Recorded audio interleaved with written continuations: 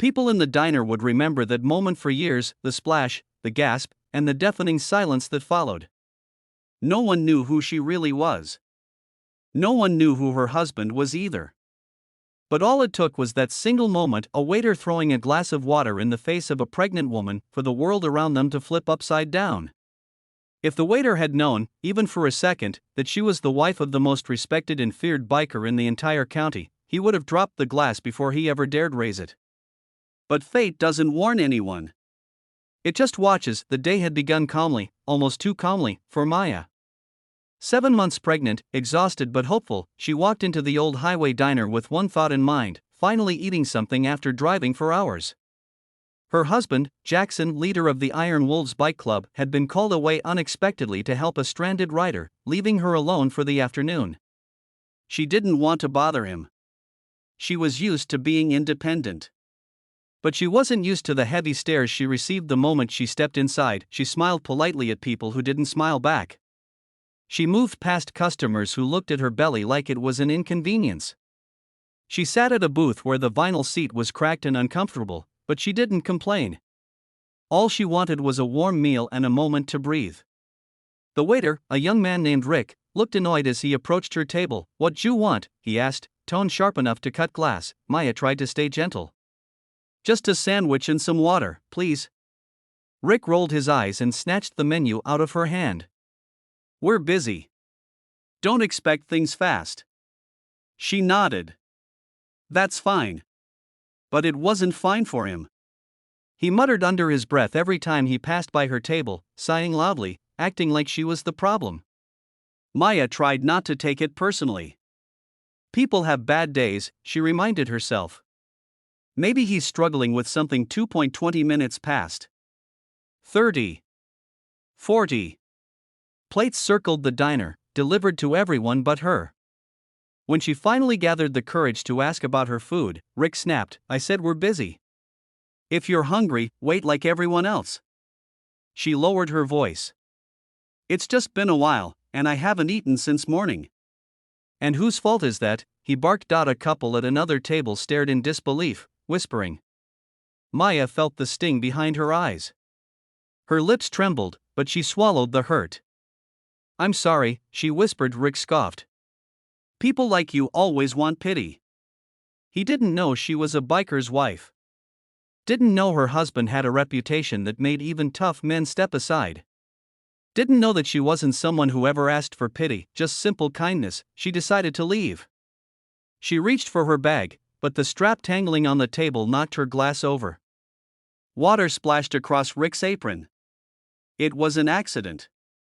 But he didn't care. "That's it," he snapped, grabbing another full glass from the tray. Before she could speak, before she could apologize properly, he threw it right at her face. The diner froze.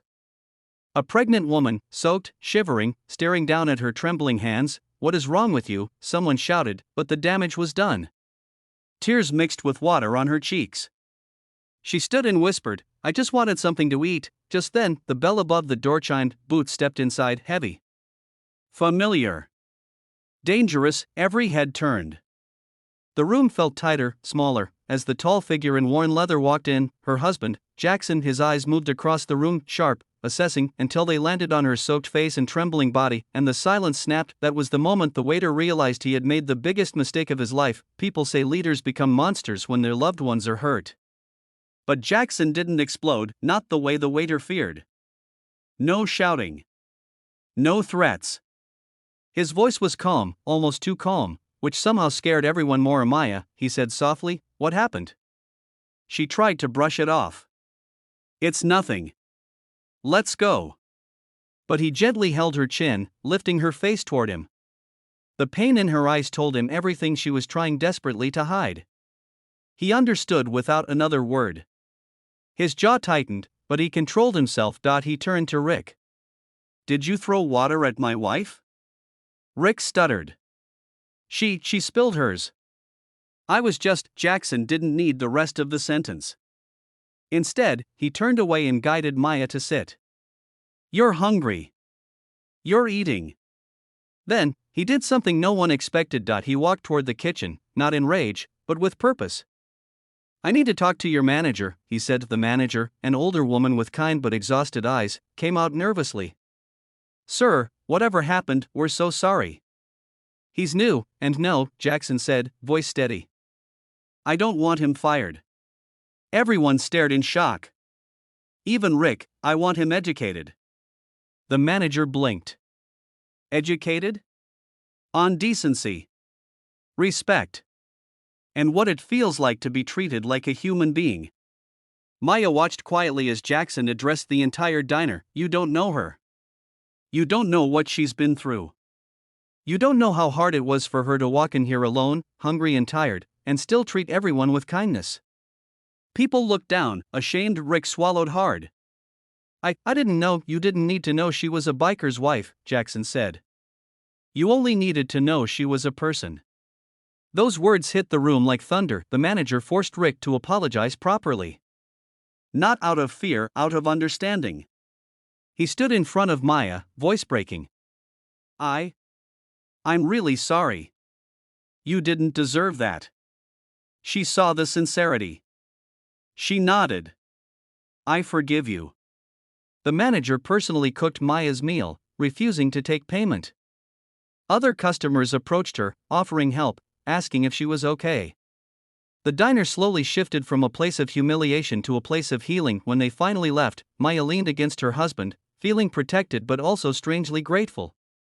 Not for the pain, but for the lesson that followed. People are learning, she whispered. That's the point, Jackson said. Respect starts with one person choosing kindness even when others don't. And that became the message she carried forward. You never know what someone is fighting inside. You never know who they are. So choose kindness before anything else.